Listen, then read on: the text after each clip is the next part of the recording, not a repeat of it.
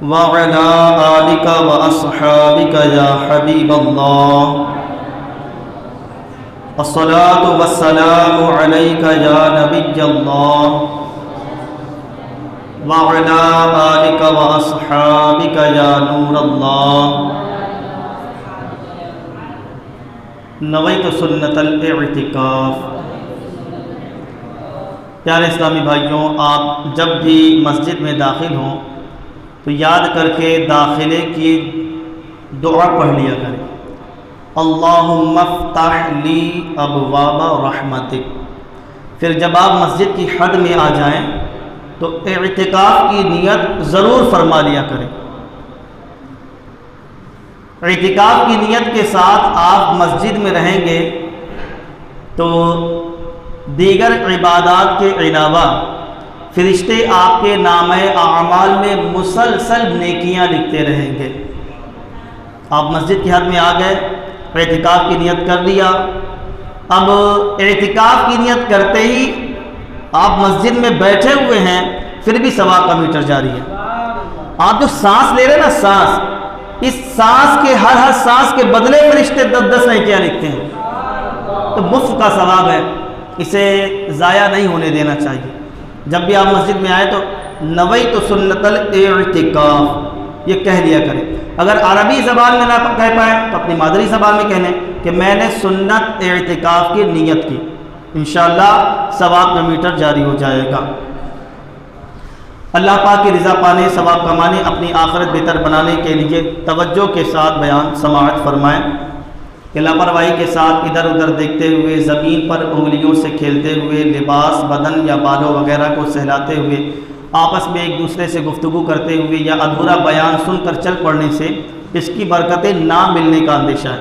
तवज्जो के साथ कुरान और सुन्नत की बातें सुनना ये मोमिनों का शेवा है, और बेतवज्जोही के साथ कुरान और सुन्नत की बातें सुनना ये मोमिनों की सिफत में से नहीं। तो तवज्जो के साथ बयान समाअत फरमाएँ। आइए सबसे पहले दुरूद पाक की एक फ़ज़ीलत समाअत फरमा लेते हैं। हज़रत सय्यदना मोहम्मद बिन सुलेमान जज़ूली रहमतुल्लाहि ताला अलैह ये अल्लाह के बहुत बड़े वली गुजरे हैं। एक मरतबा ये कहीं सफ़र पर जा रहे थे तो रास्ते में नमाज का वक्त हो गया, गालिबन नमाज असर का वक्त था, और पास में कुआं मौजूद था। आपने सोचा चले वज़ू कर लें, वज़ू करके नमाज अदा कर लें। आप वो कुएँ के करीब गए तो देखा कुएँ में पानी तो है, लेकिन पानी निकालने के लिए डोल और रस्सी मौजूद नहीं है। आप बड़े फिक्रमंद थे कि नमाज का वक्त हो गया है और वज़ू के लिए कुएँ में पानी तो मौजूद है, लेकिन कुएँ से पानी निकालने का सामान मौजूद नहीं है। इसी कशमकश में आप टहल रहे थे कि पास ही में एक घर था, उस घर की छत पर खड़ी एक बच्ची ये माजरा देख रही थी। वो बच्ची छत से उतरकर नीचे आई और पूछती है कि आप परेशान क्यों हैं? तो वो बुज़ुर्ग कहते हैं कि नमाज का वक्त है, वज़ू की हाजत है, और वज़ू करने के लिए कुएं में पानी तो है, लेकिन पानी निकालने के लिए डोल और रस्सी मौजूद नहीं है। पानी कैसे निकाला जाए? वो बच्ची देखती है आपको और कहती है आपका नाम क्या है? वो कहते हैं मोहम्मद बिन सुलेमान जज़ूली। बच्ची कहती हैरत के साथ, अच्छा आप ही मोहम्मद बिन सुलेमान जज़ूली हैं जिनकी विलायत के डंके दुनिया भर में बज रहे हैं, और हाल ये कि कुएं से पानी नहीं निकाल सकते। बच्ची है। इतना कहने के बाद वो बच्ची कुएं के करीब गई और उसने कुछ पढ़ा और पढ़कर कुएं में थूक दिया। उस बच्ची का कुएं में थूकना था कि आनन फानन पानी कुएं के ऊपर तक आकर कुएं से बाहर बहने लगा। ये देखकर वो बुजुर्ग बहुत मुताज्जिब हुए कि आखिर इस बच्ची ने क्या पढ़कर थूका कि जो है कुएं से पानी ऊपर आ गया। खैर, आपने जल्दी से वज़ू किया, वज़ू करने के बाद आपने नमाज अदा की। नमाज अदा करने के बाद बच्ची के करीब गए, कहा बेटा ये बताओ कि आखिर तुमने ये कमाल कैसे दिखाया, किस वजह से ये पानी जो है कुएं का पानी ऊपर तक आ गया? वो बच्ची कहती है कुछ नहीं, बस इतना है कि मैं दुरूद पाक की कसरत करती हूँ, कसरत से आका पर दुरूद पाक पढ़ती हूँ। मैंने दुरूद पाक पढ़कर कुएं में थूका, अल्लाह ने दुरूद पाक की बरकत से कम पानी को ज्यादा कर दिया। जब आपने ये दुरूद पाक की जो है कसरत की बरकत सुनी तो आपने दिल में अज़्म मुसम्मम कर लिया कि अब मैं दुरूद पाक की फजीलत पर कोई किताब लिखूंगा। उस वक्त आपने कलम उठाई और आपने ऐसी वैसी किताब नहीं, ऐसी किताब लिखी कि जो आज पूरी दुनिया में मकबूल है। उस किताब का नाम है दलाइलुल खैरात शरीफ। दुरूद पाक की बहुत बेहतरीन किताब आपने लिखी है, दलाइल खैर, पूरी अरबी ज़बान में आपने लिखी है इसको, इसका ट्रांसलेशन भी हुआ है, वैसे तो अरबी ज़बान में आपने लिखी। तो मकतबतुल मदीना दावत इस्लामी का प्लेटफॉर्म जो है मकतबतुल मदीना मकतबा है, इससे जो है ये शाये भी हुआ है उर्दू ज़बान में। तो आपने जो है दुरूद पाक की फजीलत पर किताब लिखी, दलाइल खैरात शरीफ। दलाइल खैरात शरीफ कोई ऐसी वैसी किताब नहीं है, बुजुर्गान दीन इस किताब पे ताल्लुक़ से फरमाते। देखें, आपने फजीलत पर किताब लिखी, उस किताब की भी फजीलत बयान कर दी गई। बुजुर्गान दीन फरमाते हैं कि दलाइल खैरात शरीफ जिस कश्ती में रख दी जाए वो कश्ती कभी डूबेगी नहीं, दुकान में रख दिया जाए तो दुकान में कभी चोरी नहीं होगी, घर में रख दिया जाए तो घर में कभी आग नहीं लगेगी। सुभान अल्लाह, ये बरकत है इस किताब की। तो प्यारे इस्लामी भाइयों, हमने दुरूद पाक की फजीलत सुनी कि दुरूद पाक बंदा अगर कसरत के साथ पढ़े तो अल्लाह उसकी ज़बान में असर और तासीर पैदा फरमा देता है। वो पढ़कर अगर दम कर दे तो बीमार अच्छा हो जाए, कम चीज़ पर दम कर दे तो उसमें अल्लाह बरकत नाज़िल फरमा दे। तो हमें भी चाहिए कि कसरत से दुरूद पाक पढ़ने वाले बन जाए। सल्लु अलल हबीब सल्लल्लाहु अला मुहम्मद सल्लल्लाहु अलैहि वसल्लम। फिर अल्हम्दुलिल्लाह अज़्ज़ा वजल ये मुबारक महीना शाअबानुल मुअज़्ज़म का चल रहा है और इसके ताल्लुक से मेरे आका ने फरमाया शाअबान शहरी, शाअबान मेरा महीना है। तो जिस महीने की निस्बत मेरे आका ने अपनी तरफ कर दी, सोचे आप वो मुबारक कितना महीना होगा, महीना कितना मुबारक महीना होगा। तो ये महीना आका का महीना है, हमें चाहिए कि आका सल्लल्लाहु अलैहि वसल्लम पर इस मुबारक महीने में खूब खूब दुरूद व सलाम के गजरे पेश किया कर। तो नियत फरमाए कि इंशाअल्लाह हम कसरत से दुरूद पाक पढ़ने वाले बनेंगे। तो कसरत से दुरूद पाक 313 बार रोज़ाना आप अगर कम से कम दुरूद पाक पढ़ लेते हैं तो इंशाअल्लाह आपका शुमार कसरत से दुरूद पाक पढ़ने वालों में हो जाएगा। बहुत ज़्यादा नहीं पढ़ सकते तो कम से कम 313 बार रोज़ाना आप दुरूद पाक पढ़ लिया करें। अच्छा, दुरूद पाक वो दुरूद इब्राहिम नहीं है कि आप वो नमाज वाली दुरूद पाक पूरी दुरूद इब्राहिम पढ़ेंगे तभी दुरूद पाक शुमार होगा। बहुत सारे लोगों को शायद समझते हैं कि बस दुरूद इब्राहिम ही दुरूद है, नहीं। सल्लल्लाहु अला मुहम्मद, छोटी सी दुरूद पाक मैंने आपको बता दिया, आप इसको याद कर लीजिए, ये भी दुरूद पाक है। 313 बार यही पढ़ लीजिए, कसरत से दुरूद पाक पढ़ने वालों में आपका नाम लिख दिया जाएगा। अच्छा, इसकी भी बड़ी बरकत है। सल्लल्लाहु अला मुहम्मद जो बंदा एक मरतबा कहता है, रहमत के 70 दरवाजे उस पर खोल दिए जाते हैं। आप भी कह लें सल्लल्लाहु अला मुहम्मद, सल्लल्लाहु अला मुहम्मद, सल्लल्लाहु अला मुहम्मद। याद हो गई होगी, अक्सर लोगों को याद हो गई। तो रोज़ाना इसको 313 बार जो है अपना रूटीन बना लें, इंशाअल्लाह अज़्ज़ा वजल बहुत फ़ायदा आपको खुद मिलेगा देखने को। प्यारे प्यारे इस्लामी भाइयों, अल्लाह करीम का बेहद करम है कि आज शब बरात है। शब बरात बड़ी अज़मतों और रिफ़ातों वाली रात है। इस रात रब करीम खूब करम की बारिशें नाजिल फरमाता है, गुनाहों को मिटा देता है, रहमतों की बारिशें नाजिल फरमाता है, अताओं के दरवाजे खोल देता है, मांगने वालों को आफतों, मुसीबतों और बलाओं से महफूज फरमाता है। आज के बयान में शब बरात के मुताल्लिक कुछ सुनने के साथ साथ तौबा के फ़ज़ाइल भी समाअत करेंगे।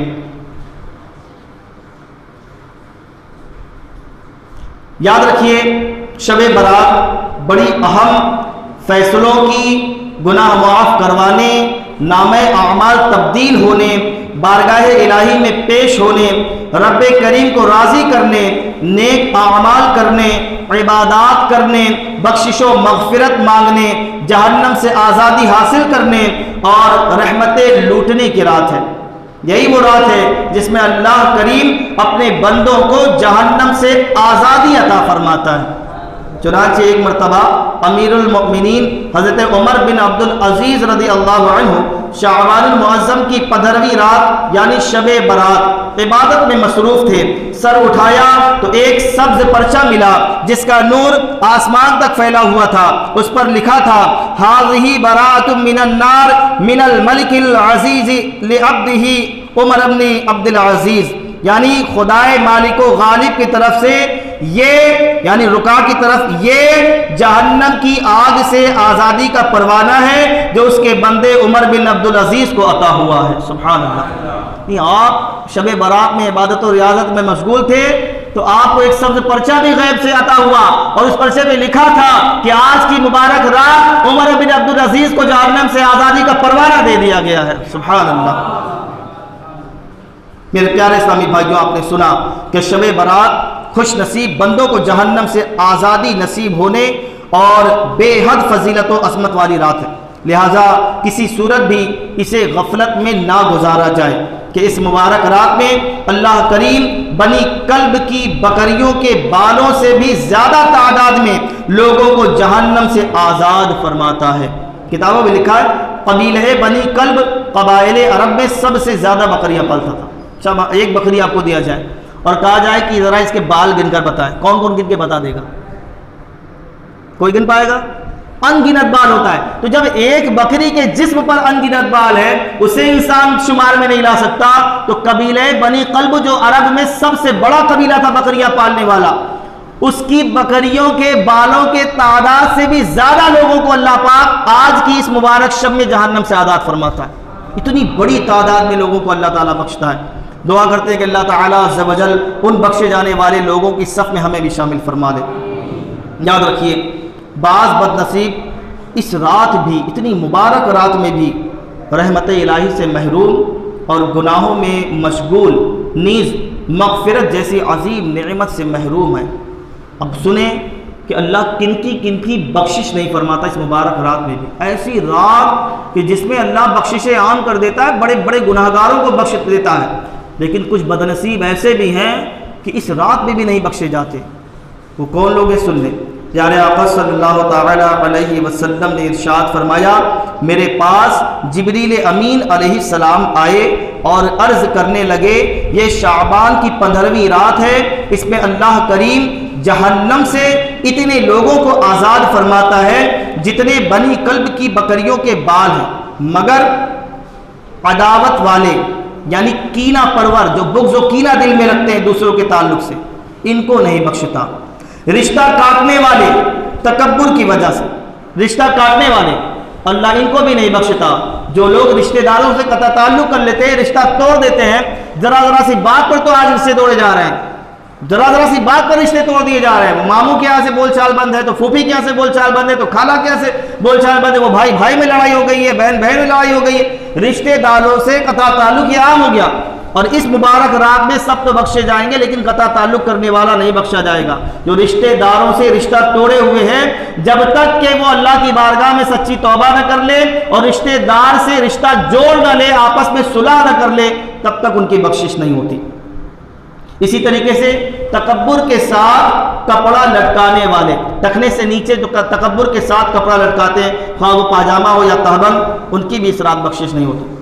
वालिदैन की नाफरमानी करने वाले भी इस रात नहीं बख्शे जाते। वालिदैन की नाफरमानी ये कोई जो है छोटा जुर्म नहीं है, बहुत बड़ा जुर्म है और ये बिल्कुल आम है। आज शायद अगर देखा जाए तो हर दूसरे घर में एक घर जो है ऐसा मिलेगा कि जिसमें यही शिकायत मिलेगी कि मेरा बच्चा मेरा कहना नहीं मानता, मेरे कहने में नहीं है, बदतमीज़ी करता है, बदतमीज़ी से बात करता है, गालियाँ देता है। ऐसे ऐसे जुमले सुनने को मिलते हैं। बहुत सारे लोग आके शिकायत करते हैं कि हज़रत वो बच्चा बड़ा बिगड़ गया है, गाली से बात करता है। अस्तग़फ़िरुल्लाह अज़ीम व अतूबु इलैह। जिस माँ बाप ने तुम्हें पाल पोस के इतना बड़ा कर दिया, उसी माँ बाप को तुम गाली दो, हशर क्या होगा? तो पता चला वालिदैन की नाफरमानी करने वाले भी इस रात नहीं बख्शे जाते। कब तक नहीं बख्शे जाएंगे? जब तक कि अल्लाह की बारगाह में सच्ची तौबा न कर ले और अपने वालिदैन को राज़ी न कर ले। याद रखे, एक बंदा पूरी जिंदगी नमाजें पढ़े, तिलावत कुरान करे, हज पे हज कर ले, लेकिन अगर उसके माँ बाप उससे राजी नहीं है तो जन्नत में नहीं जा सकता वो बंदा। माँ बाप राजी नहीं है तो वो बंदा जन्नत में नहीं जा सकता जब तक कि उसके वालिदैन राजी ना हो। क्यों? इसलिए कि आका फरमाते जिसके माँ बाप राजी नहीं उससे मैं भी राजी नहीं। अल्लाह अकबर। आका फरमाते हैं कि जिसके वालिदैन उससे राजी नहीं उससे मैं भी राजी नहीं, और जिससे मैं राजी नहीं मेरा रब भी उससे राजी नहीं। तो जब रब ही राजी नहीं है, आका ही राजी नहीं है, तो जन्नत में क्या जाएंगे? तो अगर वालिदैन को राज़ी करना चाहते हैं, अगर आका को और रब को राज़ी करना चाहते हैं, तो वालिदैन को राज़ी करना सीखें। वालिदैन की हर जायज़ बात पर अमल करने की कोशिश किया करें, हर जायज़ बात पर, और इनकी खिदमत किया करें, इनसे दुआएं लिया करें। वालिदैन की दुआओं में बड़ा असर होता है। और कौन नहीं बख्शा जाता? शराब का आदि भी इस रात नहीं बख्शा जाता, उसकी तरफ भी अल्लाह नजर रहमत नहीं फरमाता।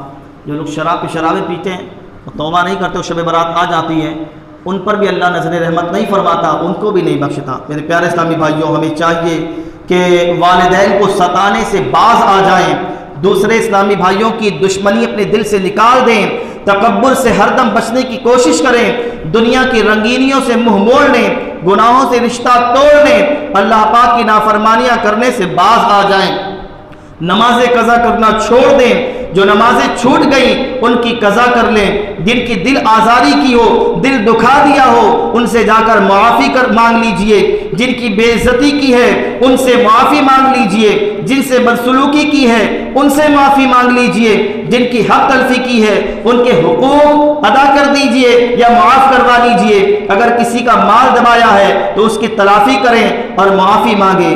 जितने झूठ बोले हैं उनसे तौबा करें, बिला वजह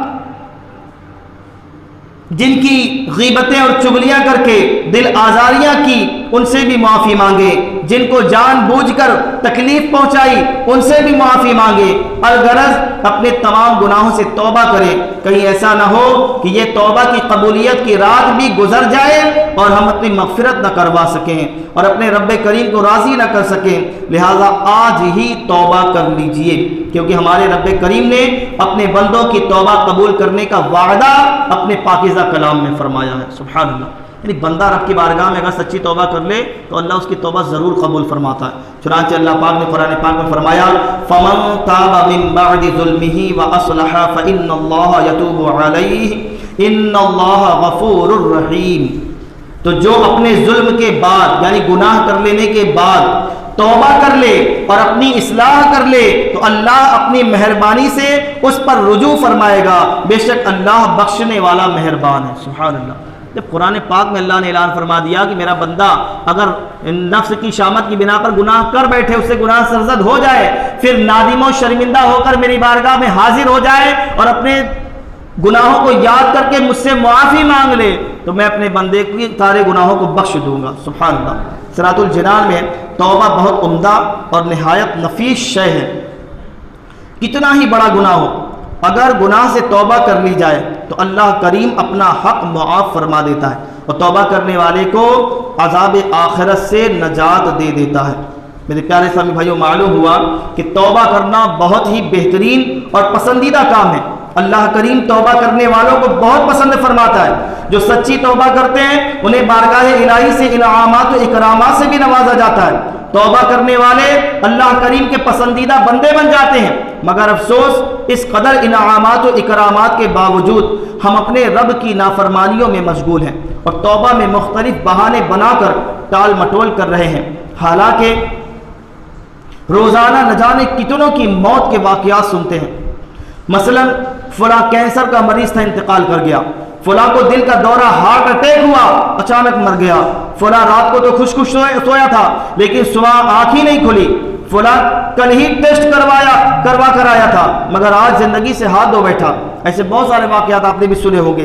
मेरे प्यारे इस्लामी भाइयों, ख्वाब गफलत से बेजार हो जाइए इससे पहले कि हमारा भी ऐलान हो रहा हो, लोग हमें भी कंधों पर उठा कर ले जा रहे हों, इससे पहले कि हमारी नमाज जनाजा का इंतज़ार किया जा रहा हो, हम भी नज़ा के दर्दनाक कैफियत में मुब्तला हों, रूह निकलने की तकलीफ से हमारा जिस्म भी मफलूज हो जाए, मौत के फरिश्ते घेर लें, हसरत व नदामत हमें घेर ले, तौबा का दरवाज़ा बंद हो जाए, रब्बे करीम को राज़ी कर लीजिए, उसकी बारगाह में आंसू बहाइए, रो रो कर अपने गुनाहों की मुआफ़ी मांगिए और उसकी बारगाह में सच्ची तौबा कर लीजिए, क्योंकि वो तौबा करने वालों के सारे गुनाह मुआफ़ फरमा देता है, जहन्नम की आग से आज़ाद फरमा देता है और तौबा करने वालों से बहुत मोहब्बत फरमाता है। चुनांचे अल्लाह पाक कुरान पाक में फरमाता है, जिसका तर्जमा है कि बेशक अल्लाह बहुत तौबा करने वालों से मोहब्बत फरमाता है। सुभान अल्लाह।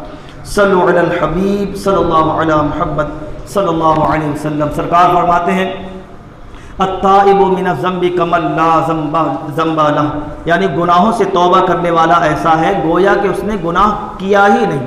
तो बंदे को चाहिए कि जब उसके नफ्स की शामत की बिना पर उससे कोई गुनाह सरजद हो जाए तो वह रब्बे करीम की बारगाह में रुजू कर लिया करे, आ जाया करे अपने रब की बारगाह में और गुनाहों से तौबा कर ले, अल्लाह उसकी तौबा को कबूल फरमा लेगा। तो मेरे प्यारे इस्लामी भाइयों, हमें चाहिए कि हम तौबा इस्तिग़फ़ार की कसरत किया करें। बहुत सारे नौजवानों को देखा गया है गुनाह पे गुनाह, गुनाह पे गुनाह, गुनाह पे गुनाह किया जाता है, किए जा रहे हैं। जब उससे कहा जाता है कि भाई तौबा कर लो, मौत का कोई वक्त नहीं, कब आ जाए, चलो नमाजें शुरू कर दो, तो कहते हैं अरे अभी तो बहुत वक्त है, अभी तो बहुत वक्त है। वो तूले अमल में फंसे हुए हैं, लंबी उम्मीदें बांधे हुए हैं। वो ये समझते हैं कि शायद अभी बहुत ज़माना बचा है हमारा जो है जो दुनिया में रहने का, अभी तो हमें 60, 70 साल, 80 साल तक दुनिया में रहना है, आखिरी वक्त में तौबा कर लेंगे। लेकिन बेचारों को ये नहीं मालूम, क्या नौजवानों को मरते नहीं देखा? 18, 20 साल के नौजवान एक्सीडेंट में नहीं मर जाते? वो भी जो नौजवान थे वो भी तो यही कहा करते थे कि जो है अभी हमारी बड़ी जिंदगी है, कहते कहते दुनिया से चले गए, तौबा नहीं किया। तो हमें भी चाहिए कि हम सोचें, कहीं ऐसा ना हो कि लंबी उम्मीदें बांधे हुए और तौबा से गाफिल रह जाएं और तौबा की मोहलत भी मिली हुई है फिर भी तौबा ना कर पाए हम। अब ये शब बारात आ गई, ये गुजर जाएगी, क्या पता है कि अगले साल की शब बारात हमें नसीब होगी? तो आओ, तो बख्शिश करवाने की रात है। आज चाहिए कि गुनाहों से सच्ची तौबा करके अपने माजी के तमाम गुनाहों से सच्ची तौबा कर लें और आइंदा कभी भी गुनाह ना करने का आज़म मुसम्मम कर लें कि मौला हम तेरी बारगाह में सच्ची तौबा करते हैं और ये तुझसे वादा करते हैं कि अब कभी भी कोई गुनाह नहीं करेंगे। ऐसी सच्ची तौबा कीजिए ताकि आपकी तौबा रब की बारगाह में कबूल हो जाए, फिर आप नेकियों की राह पर चल पड़े। वरना याद रखिए, अगर गुनाहों में ज़िंदगी बसर करते रहे तो बहुत सारे लोग इस दुनिया से बेचारे लंबी उम्मीदें लिए दुनिया से चले गए, बगैर तौबा के मर गए। और याद रखिए, बंदा जिस हाल पे मरता है उसी हाल पे उठाया जाता है, उसी हाल पे उठाया जाएगा। गुनाह करते करते मरा तो गुनाह करते करते ही उठाया जाएगा। कितनी हसरत और कैसी उसको शर्मिंदगी होगी जब अव्वलीन और आखिरीन महशर में सब जमा होंगे। हज़रत आदम से लेकर हज़रत ईसा तक की सबकी उम्मतें जमा होंगी, खुद आका सल्लल्लाहु अलैहि वसल्लम की उम्मत भी जमा होगी, करोड़ों करोड़ों अरबों अरब लोग वहाँ जब मौजूद होंगे। वहाँ पर अगर बंदा ऐसी हाल में मरा होगा, शराब पीते पीते मर गया, क़यामत में इसी हालत में उठाया जाएगा। बुराई करते करते मर गया, उसी हालत में उठेगा। तो ऐसी हालत में अगर उठा तो उसकी बुराई आम नहीं होगी, लोग नहीं देख रहे होंगे कि कैसा बदबख्त बंदा कैसी मौत मरा है, कितनी बुरी मौत मर कर आया। एक वो बंदा कि जिसने सजदा किया और सजदे से सर ही ना उठा, उसका सजदा किया और इंतकाल कर गया। लोग मिसालें देंगे उसकी कि जो है और दुआ करेंगे, काश ऐसी मौत हमें भी आ जाए। सजदे में मरने वाली मौत की दुआ सब मांगने लगेंगे, लेकिन शराब पीते पीते कोई मर जाए तो लानत करेगा आदमी, पूरा जमाना लानत भेजेगा उसके ऊपर। कैसा बदबख्त बंदा था बताओ, शराब पीते पीते मर गया। तो हम सबको चाहिए कि जिंदगी ऐसी गुजारें कि लोग हमें अच्छे लक़ब से याद करें, अच्छे अलक़ाबात से याद करें। इस तरीके से बुराई के साथ ना याद करें कि फला पता नहीं कैसा था, देखो ऐसा करते हुए चला गया। तो हम सबको चाहिए मेरे प्यारे इस्लामी भाइयों, सच्ची तौबा कर दें। वरना याद रखें कि बगैर तौबा के अगर मर गए तो फिर अल्लाह की पनाह।